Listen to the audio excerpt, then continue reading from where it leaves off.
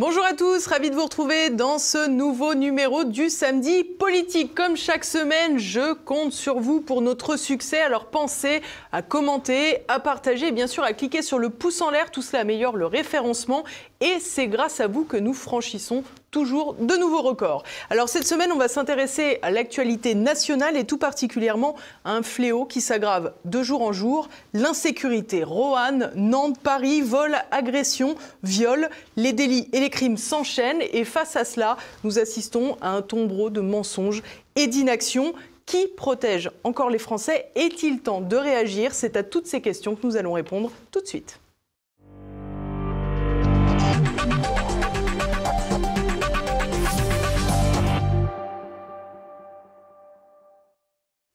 Et à mes côtés aujourd'hui, le criminologue Xavier Hofer. Bonjour Xavier Hofer. Bonjour. Merci beaucoup d'être avec nous. Alors, on l'a dit, la sécurité en France est visiblement pas un problème qui intéresse Emmanuel Macron. On l'a déjà dit à plusieurs reprises, d'ailleurs sur ce plateau, en votre compagnie. De votre point de vue, est-ce que la situation est plus grave qu'avant ? Elle se répand et elle se diffuse dans la France profonde. Le gouvernement actuel et le précédent, c'est-à-dire le même, ont trouvé une bonne idée. Au lieu d'installer de plus en plus de clandestins et d'immigrés n'ayant rien à faire ici dans les métropoles, maintenant ils les mettent par petits paquets dans les provinces. Et donc, naturellement, ce qui se produisait dans les métropoles se produit maintenant dans les moyennes et même dans les petites villes. Et les gens sont très surpris, donc ils poussent des cris, ils se plaignent, les journaux en parlent. Et donc, il y a un tintamarre qui vient de la France profonde qui montre que les choses ne s'arrangent pas. Ça ne s'arrange pas en profondeur. Par exemple, là, il y a 3 ou 4 jours, il y a eu des émeutes dans un endroit, une toute petite ville qui se trouve genre à 10 km ou 15 km d'Annonay. Hein, un banlieue de Lyon ? Non, c'est en Ardèche. Ah pardon, autant pour moi. C'est plus bas. Et j'ai eu... Le bled est tellement petit que j'ai eu du mal à le trouver sur la carte, quoi. Ah oui. Avant, c'était le 9-3. On savait. Voilà, c'est le 9-3, un petit peu l'île Roubaix-Tourcoing, un petit peu la banlieue lyonnaise. Mais là, maintenant, c'est partout. Donc, il y a une généralisation. Et un ami, un monsieur fort, sage, etc., qui n'a pas l'habitude de s'affoler pour un rien, me disait qu'il revenait de sa maison de campagne du Lot, où le coiffeur, c'est pas une profession sanguinaire, hein. Le boucher, bon, il y a du sang et tout, tandis que là, coiffeur, c'est paisible, hein. Il vient d'acheter un fusil parce qu'il n'en peut plus, il a été cambriolé 2 fois et à terme, alors récemment, encore un magistrat a dit les gens n'ont pas à se faire justice eux-mêmes. Bon, mais si personne ne fait justice pour eux, si les gens sont cambriolés à répétition, si des gens entrent dans leur demeure et les attachent sur le fauteuil, prennent tout ce qu'il y a chez eux, ce qu'on appelle les braquages à domicile ou homejacking en anglais, voilà, comment ils font les gens ? Ils sont censés se laisser piller avec le sourire en attendant que monsieur le juge, qui a 300 dossiers sur son bureau et donc qui peut rien faire au lieu d'en avoir 30, auquel cas il pourrait faire. Voilà, c'est ça le problème.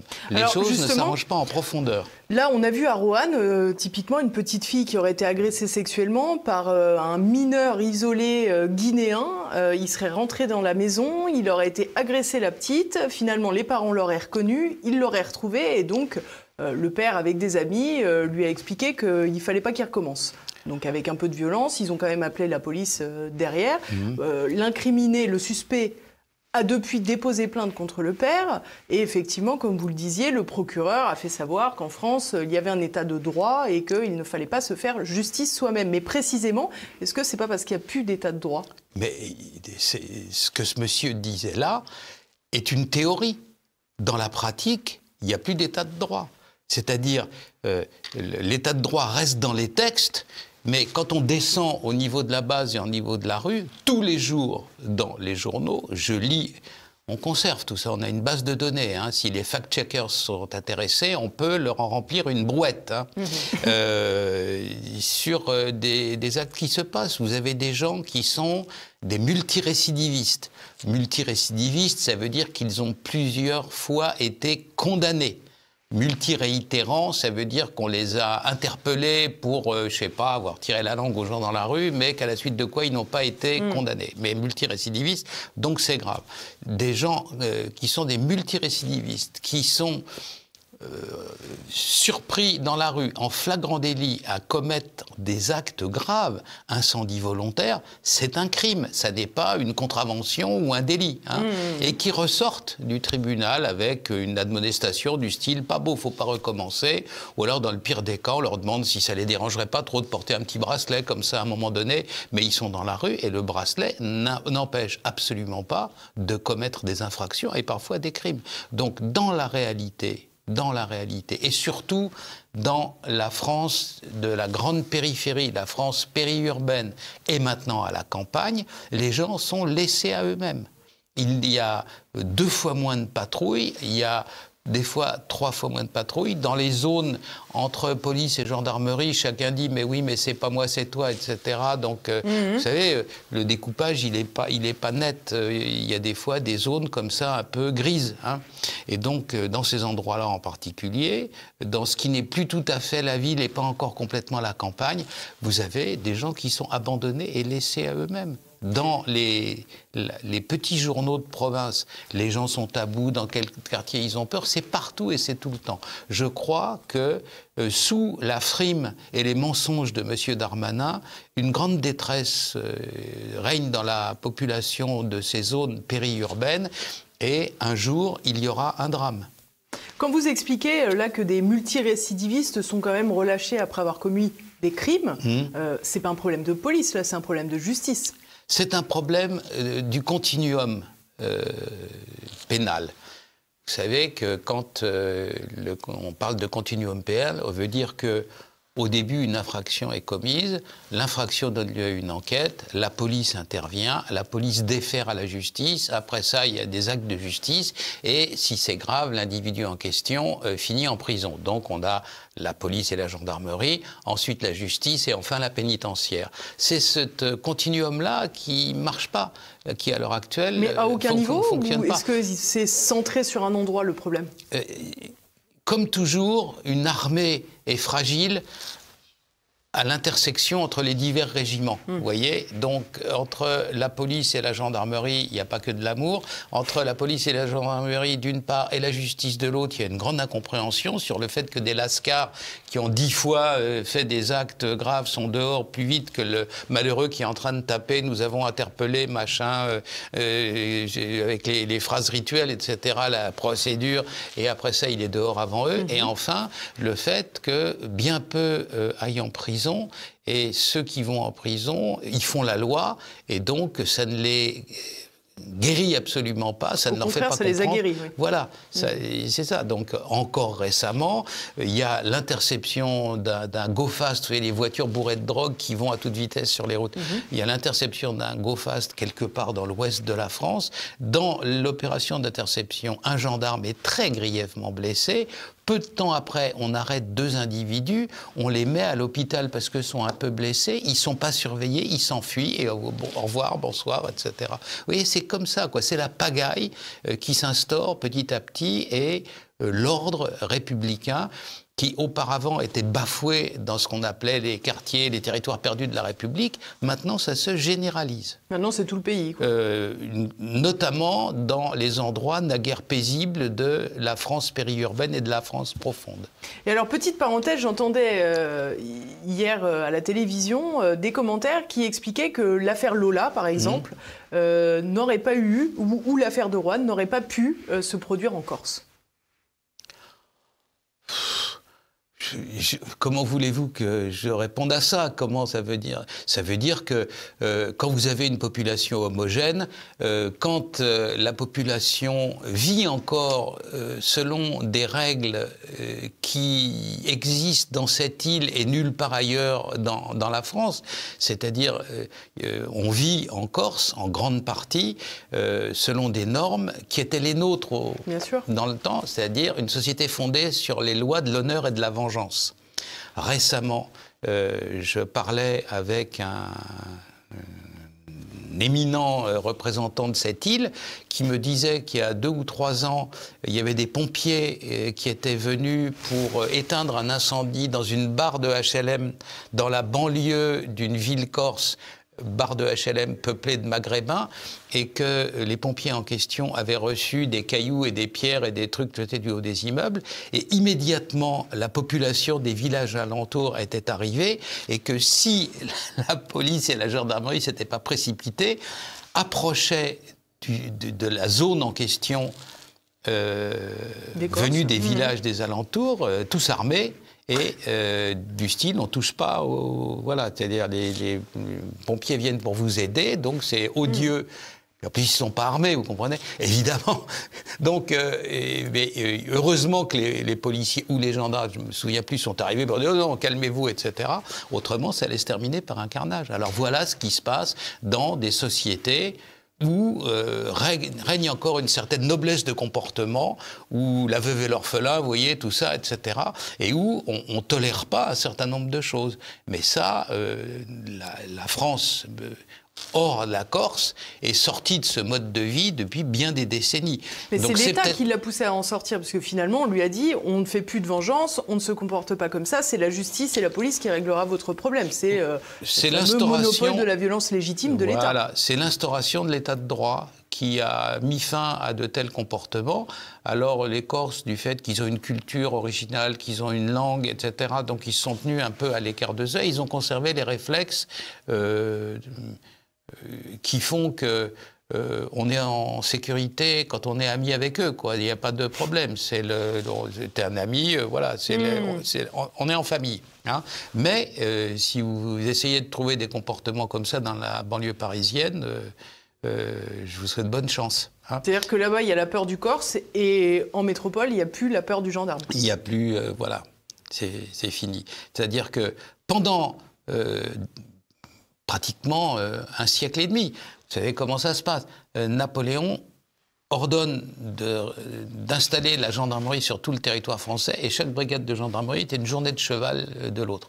Voilà, à partir du moment où ce maillage-là existe sur le territoire, à partir du moment où la police dans les villes et la gendarmerie dans la campagne font leur travail, à partir du moment où on modernise cet appareil-là suffisamment souvent pour qu'il s'attaque aux réalités nouvelles, Clémenceau, les brigades du Tigre. Pourquoi ça? Parce que il y a des voitures et donc les bandits, c'est les premiers braquages de la bande à Bono, les anarchistes, là, en 1910-1911. Alors à ce moment-là, on remarque qu'ils s'enfuient des lieux de braquage, non plus à cheval, mais avec des voitures. Alors il faut créer des brigades motorisées pour répondre à ça. Et Clémenceau, homme de gauche mais homme d'ordre, finit par arranger les choses en créant ce qui va devenir la police judiciaire, qui est aussi un problème qui se pose à l'heure actuelle, car M. Darmanin, entre diverses acrobaties, veut l'abolir. Bon, donc vous aviez cette... Et ça a marché très bien pendant un siècle, ou même plus. Maintenant, cet ordre-là est en train de disparaître parce que la justice est réduite à l'état de clochard. Songez que, en termes de nombre de procureurs, c'est-à-dire le nombre de gens qui représentent l'État dans l'appareil judiciaire et qui mènent des actes de justice à la suite de quoi ils disent « Monsieur Machin mérite 15 ans de prison ». Puis après ça, il y a un tribunal, il y a un procès, et puis à la fin, on arrive à une sentence. Mais en nombre de procureurs, la France a moins de procureurs que l'Albanie. Au secours! Qu'on ait moins de procureurs que l'Allemagne, que l'Angleterre, on peut dire oui, mais non, chez nous, la justice, mais que l'Albanie, c'est une honte. Et alors... en termes de justice, enfin, pour en terminer, le laxisme de la justice est tel que, par exemple, pour ce qui s'agit du trafic de stupéfiants, le Conseil de l'Europe a fait une étude comparative des peines réelles que prenaient les individus qui avaient été arrêtés avec 20 grammes de hashish, avec 100 grammes d'héroïne, avec etc. La France, en termes de laxisme, elle est pire que la Hollande, elle est pire que les Pays-Bas. On a... En termes de loi sur les stupéfiants, un des codes les plus répressifs, mais en théorie, hein, et dans la réalité des faits, on est pire que la Hollande. On condamne moins, on envoie moins de gens en prison, on réprime moins que la Hollande. Alors, j'ai bien compris qu'il ne fallait pas réprimer à tout bout de champ, qu'il n'y a pas que ça dans la vie, etc. Mais quand même moins que les Pays-Bas, c'est pas glorieux, quoi. Donc, il y a une espèce de cathédrale de papier, et puis à l'étage en dessous, il ne se passe rien. C'est ça la situation présente. Alors, vous avez commencé cette émission, Xavier Refer, comme d'habitude, avec assez peu de langue de bois, et vous avez mis les pieds dans le plat en parlant tout de suite du lien potentiel qu'il y avait entre cette criminalité, cette insécurité et l'immigration. Je vous propose d'écouter très rapidement Emmanuel Macron, et puis on fait le point juste après. Je ne ferai jamais un lien existentiel entre l'immigration et l'insécurité. Quand on regarde la délinquance, par exemple à Paris, où on a une forte concentration de cette délinquance, de cette immigration illégale, justement. Oui, elle est très présente dans les faits de délinquance.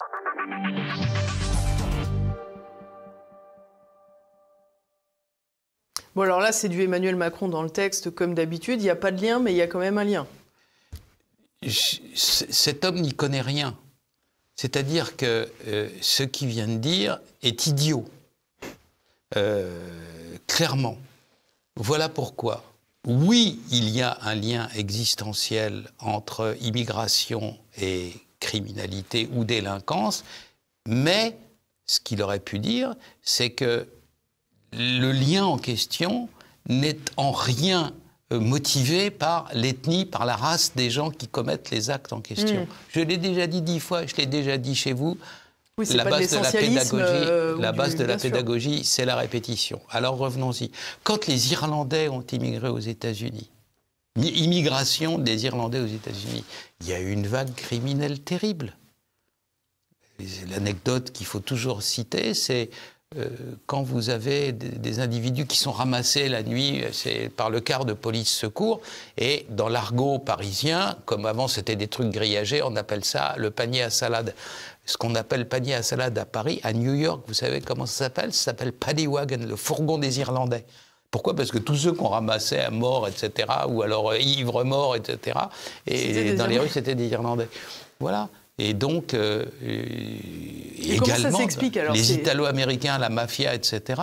Mais parce que quand les gens arrivent dans un pays, ils n'ont pas forcément de job exaltant à faire. Ils ont parfois pas leur place dans la société organisée du travail. Alors, ils font des petits boulots et puis certains tournent mal. Mais quand ils arrivent par centaines de milliers, comme c'était le cas des Irlandais sur la côte est des États-Unis, eh bien, il y en a plus que certains qui tournent mal. Pareil, quand il y a eu le grand départ des Juifs de l'Empire tsariste, quand ils ont fui au moment où on les refoulait vers ce qui est aujourd'hui l'Ukraine et les pays baltes, enfin toute la zone frontière, quoi, et qu'ils ont préféré prendre les bateaux et aller aux États-Unis, pendant bien des années, c'était eux qui étaient dans les familles mafieuses pour s'occuper des affaires de finances, etc. Meyer Lansky, Bugsy Siegel, etc. Donc, et la génération d'après, ok, ils étaient médecins ou psychanalystes, quoi, ça allait très bien, ou avocats. Donc, la première vague de migration, il y a toujours un problème d'ajustement. Donc, alors, est-ce que ça ne va pas dans le sens de ceux qui nous expliquent que c'est des raisons sociales, en fait, qui poussent à la délinquance?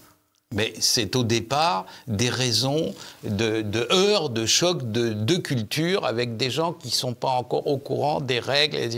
Ça n'a en tout cas rien d'ethnique.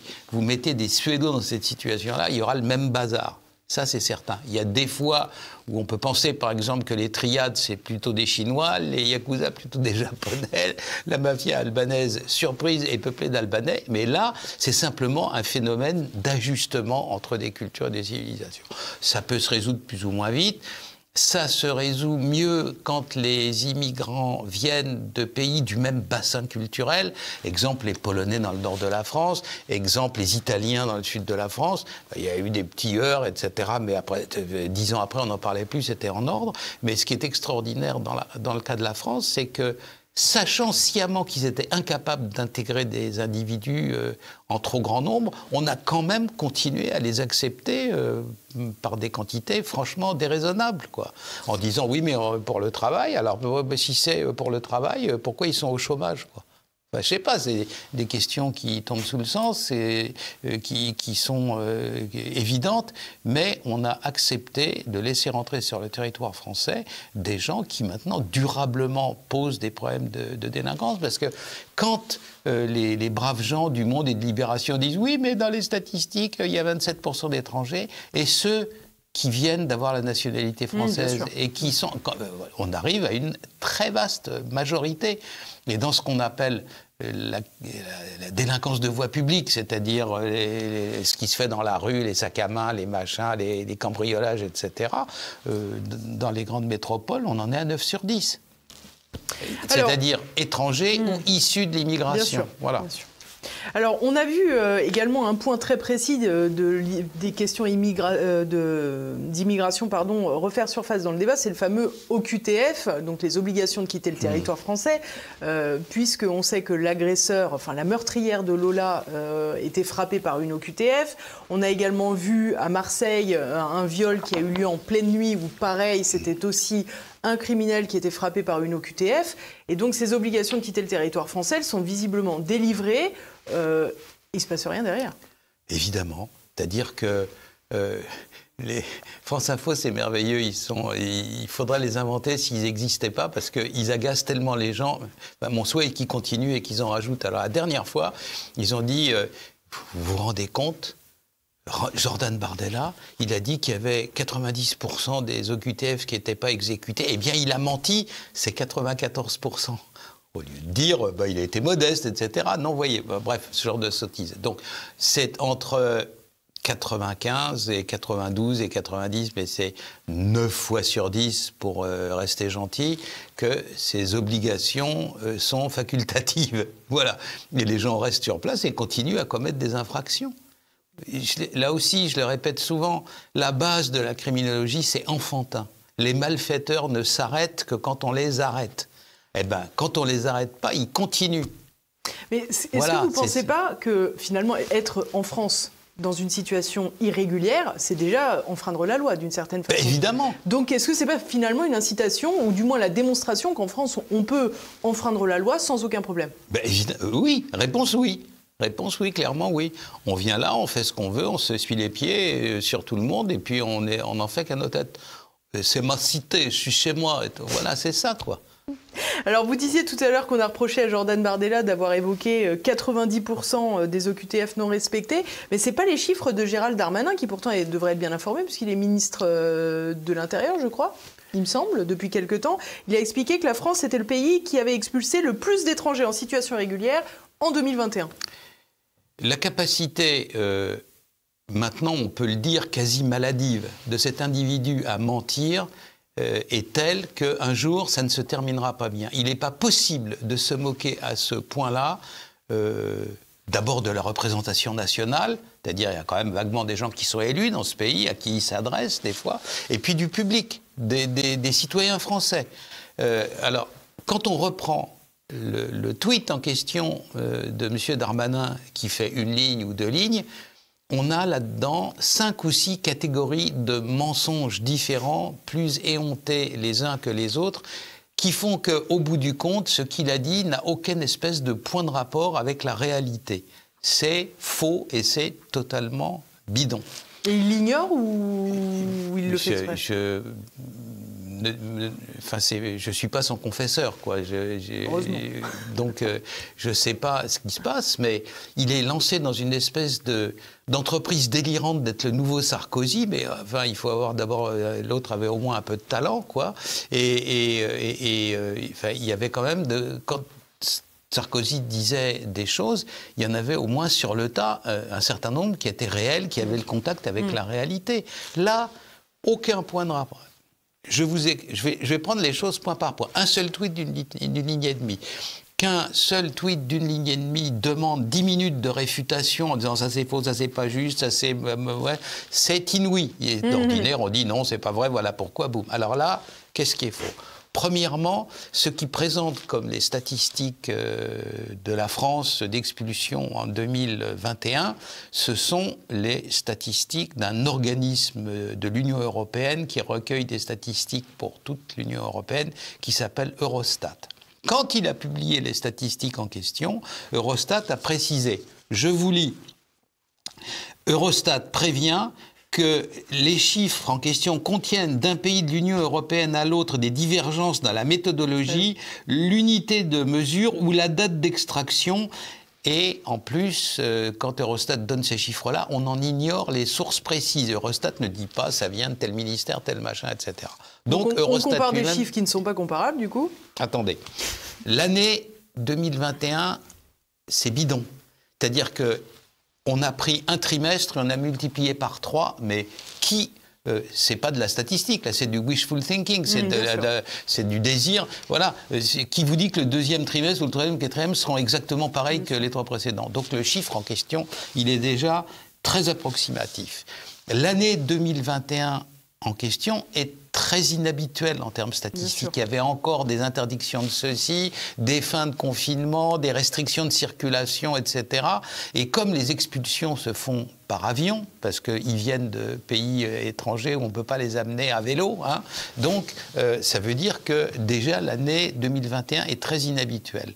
Alors dans l'année 2021, vous avez des chiffres en ce qui concerne la France qui sont douteux parce que c'est un trimestre multiplié par 3 égale une année.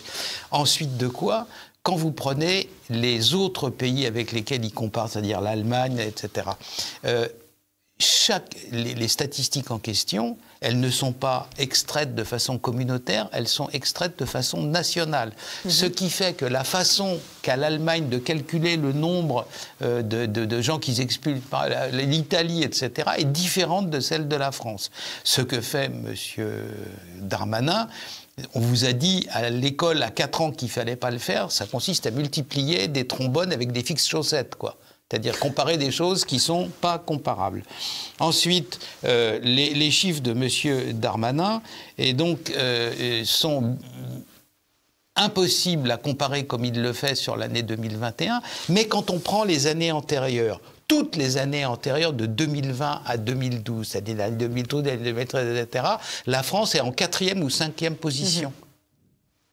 Donc c'est le nombre de biais par lesquels les chiffres de M. Darmanin sont faux est hallucinant.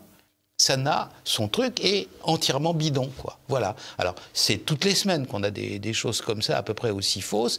Et le ministère de l'Intérieur a fini de pouvoir être considéré en se pliant à ces injonctions de M. Darmanin ou de son cabinet. Hein. Je ne suis pas là pour savoir qui incite les autres à mentir. Mais ce ministère est en train de perdre sa crédibilité à vitesse grand V. À savoir que bientôt, les gens diront « Ah, bonjour, c'est des statistiques à la Darmanin, etc. » Voilà. Donc, systématiquement, tout est faux. Même Libération et même Le Monde commence à couiner que ça va peut-être un peu trop loin, que c'est pas exactement comme ça qu'on devrait informer les gens. C'est entièrement faux. Comment voulez-vous faire confiance à des zèbres pareils, quoi ? Alors, je vous posais tout à l'heure la question de savoir s'il mentait sciemment. Vous m'avez répondu que vous n'étiez pas son confesseur, mais ma question portait sur le fait que le ministre fasse de la communication, on y est habitué.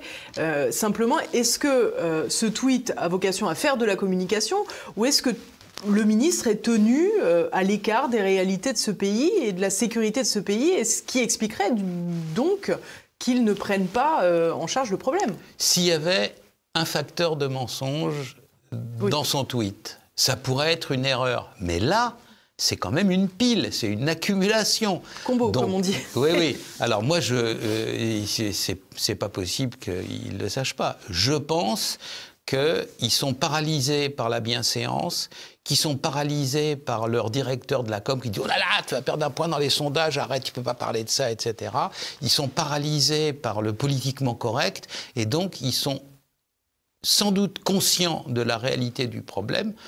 Il m'est arrivé de parler à des gens qui voyaient de près M. Macron, par exemple, et qui l'ont trouvé sur le verdict, sur le diagnostic assez lucide.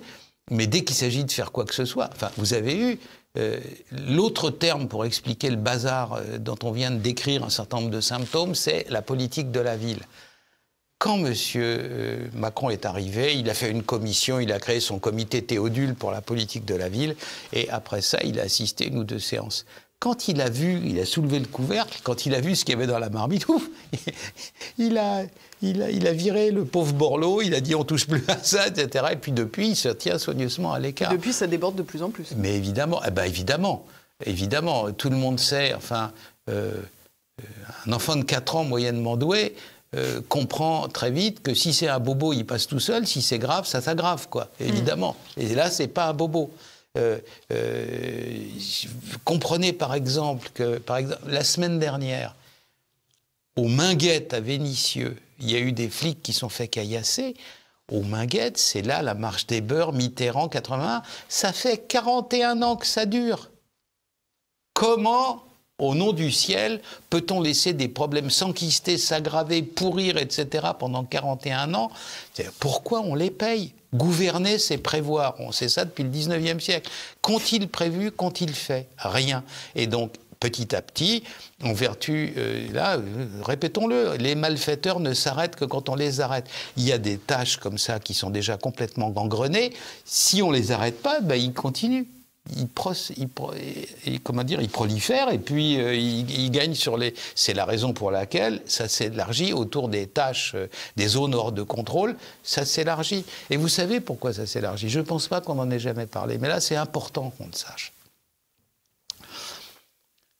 Les bandes, alors d'abord, évidemment, ce qui se passe quand il y a une prolifération de trafiquants de drogue, une prolifération de braqueurs, une prolifération de cambrioleurs, etc., on a dans le cadre de ce qui s'appelle le crime organisé. Ce n'est pas un individu tout seul qui fait ça, ce sont des bandes ou des gangs. Vous avez vu que, pensant éloigner le problème en n'en parlant pas, Le Monde et Libération et d'autres, ils n'emploient plus jamais le terme de bande et de gang. Ce sont des équipes, ce sont comme ça des trios, potes, ou des, voilà, comme vous savez, le trio machin au cirque et tout. Là, ils n'emploient plus le bande et gang, ça n'existe plus. Ce sont des équipes ou des réseaux. Ah oui. Comme EDF. Hein, vous voyez, il y a un réseau électrique, alors il y a un réseau de racailles là qui... Voilà, non, ça n'existe pas. Cela dit, parfois les bandes aiment bien les réseaux EDF aussi pour le... Exactement, pour piquer les câbles. Donc, c'est pas les câbles d'EDF parce qu'on peut s'électrocuter, c'est les câbles de France Télécom. Oui, c'est mieux. Donc là, on est dans cette logique-là où il y a des bandes et des gangs. Qu'est-ce que c'est qu'une bande ou un gang? C'est une douzaine d'individus rassemblés autour d'un chef.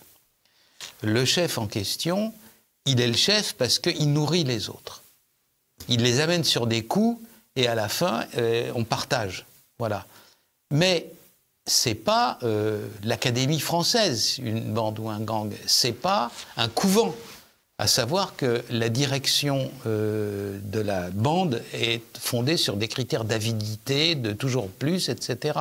Si à un moment donné, le chef du gang décide, on a bien, cette mois-ci, on a bien vendu la drogue, etc., on va ralentir un peu parce que les flics nous rôdent autour, cette machine-là n'a pas de frein. S'il commence à dire ça, les autres vont lui casser la gueule ou le tuer, et puis en nommer un qui va être, en prendre un comme chef qui est plus offensif. Donc la bande ou le gang est un véhicule qui n'a pas de frein, qui ne peut pas en avoir.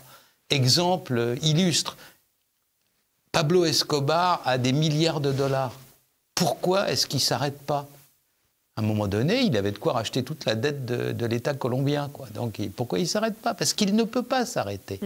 Parce qu'il a bien conscience que son histoire, elle va mal finir à un moment donné, mais un futur inquiétant, c'est moins dangereux qu'une mort immédiate. Si jamais il dit qu'il se met sur le côté, il est buté tout de suite et on en nomme un autre. Ils ne peuvent pas. Le monde criminel ne peut pas être raisonnable. Il faut être un bourge comme M. Macron pour le penser une seule seconde. La bande ne peut pas être raisonnable. On le sait. On le sait depuis ce merveilleux livre qui est le livre de la jungle.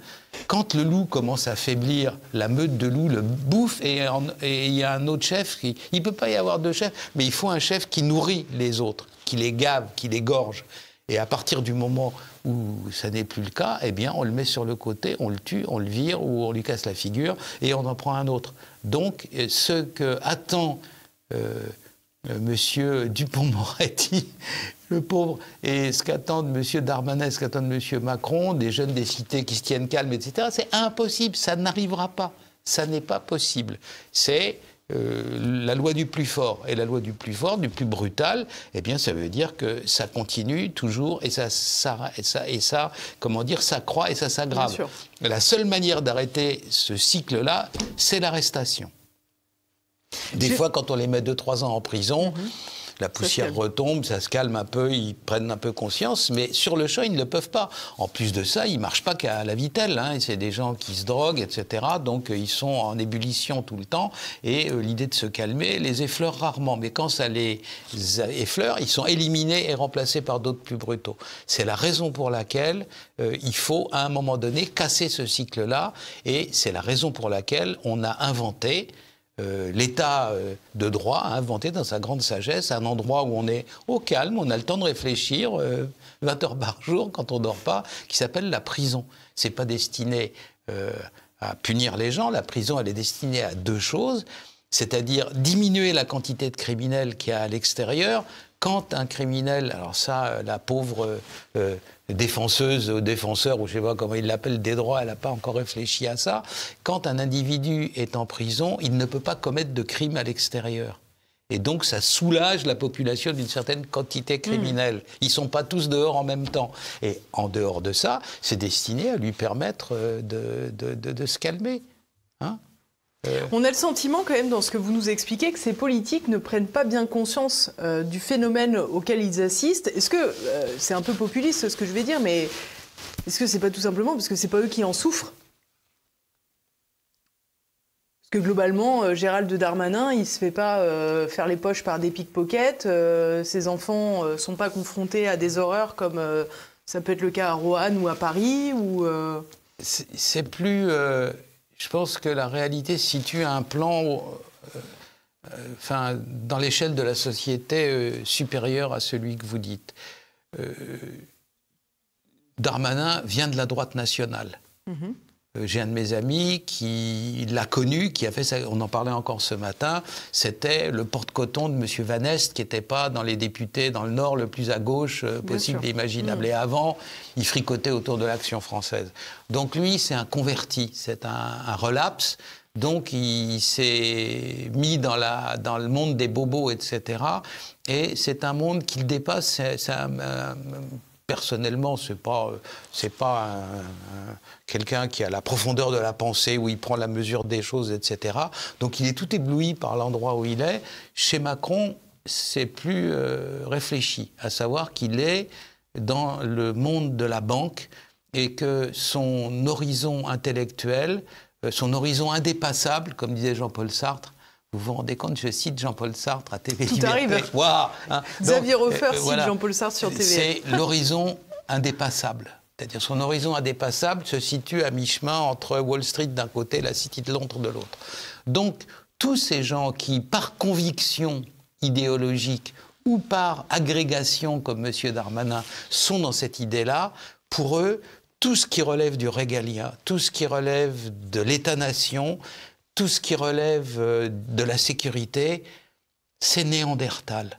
C'est des trucs qui ont plus cours maintenant, c'est des trucs de petits vieux. Et donc, quand on leur parle de ça, ils vous regardent comme si vous étiez zouave pontificale ou... voilà, j'ai un truc dans ce goût-là. Pour eux, c'est plus... à quoi ça sert ? Donc, quand... des gens se rebellent contre cette espèce de monde ouvert à tout, où tout le monde pille tout le monde, mais pas eux, parce qu'ils sont à un niveau où la sécurité est assurée. Ils vous regardent avec intérêt en disant « Ah bon, mais comment est-ce possible ?» Sincèrement, ils sont étonnés que ça existe encore, voyez-vous. Qu'il y ait encore des gens qui pensent de manière, d'après eux, d'après M. Macron, Darmanin et consorts, que la vie des gens importe, que ces choses-là soient graves. Je vais vous donner un exemple. Ceux-là dont je viens de vous parler...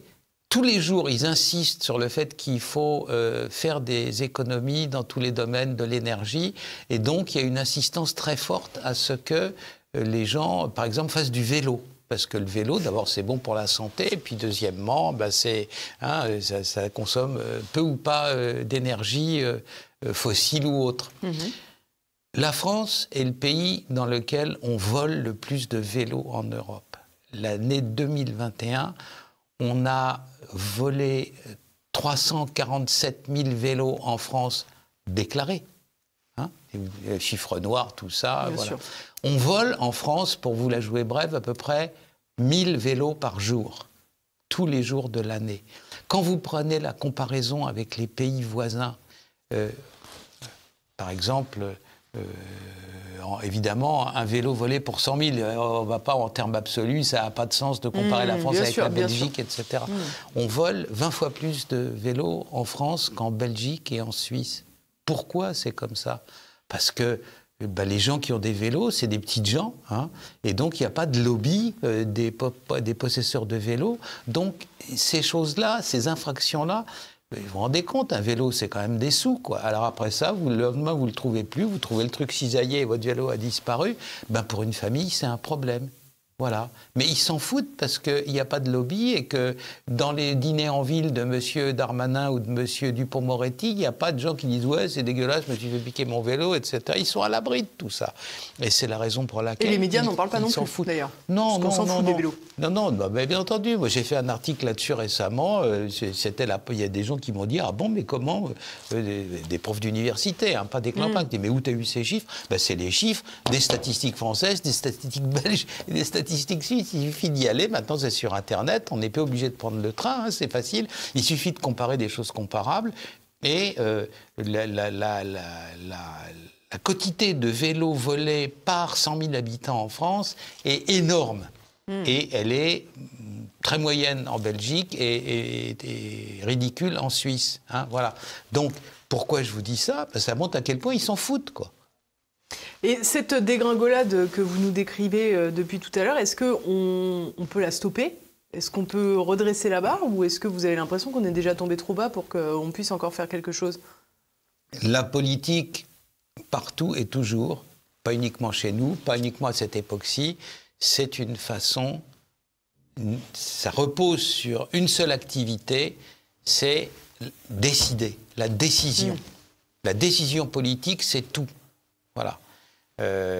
Si vous ne décidez pas, il ne se passe rien. Si vous décidez et si vous appliquez, tout change. Pas citer de philosophe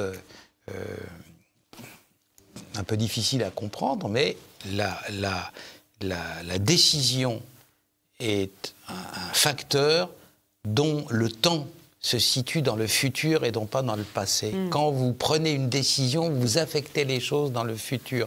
Vous décidez que le vol de vélo, ça suffit, vous affectez le futur de tous les gens qui, jusqu'à présent, se faisaient voler des vélos. Donc la décision, c'est quelque chose de décisif. Et en matière de sécurité, de décision, il n'y en a aucune, de décision appliquée. Vous ne pouvez pas ouvrir un journal sans tomber sur des phrases « Monsieur Darmanin va, Monsieur Darmanin veut ».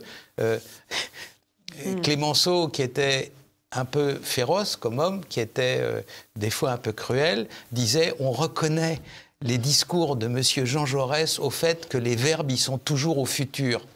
Voilà. Ce qui est un peu vache, quoi. Mais c'est pareil. Là, ils vont faire des trucs. Alors, en 2024, ceci. En 2024, cela.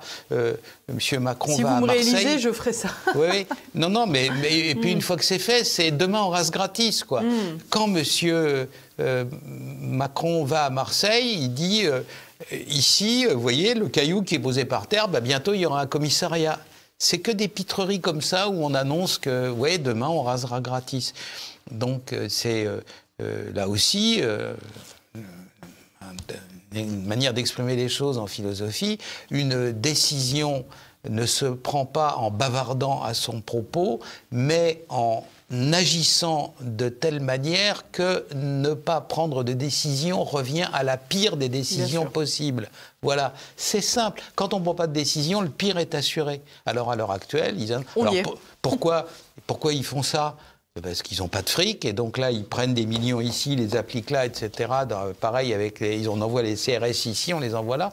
Mais naturellement, on est en train de poser des rustines sur un Zodiac, un bateau à tuyaux, là, qui a plein de trous.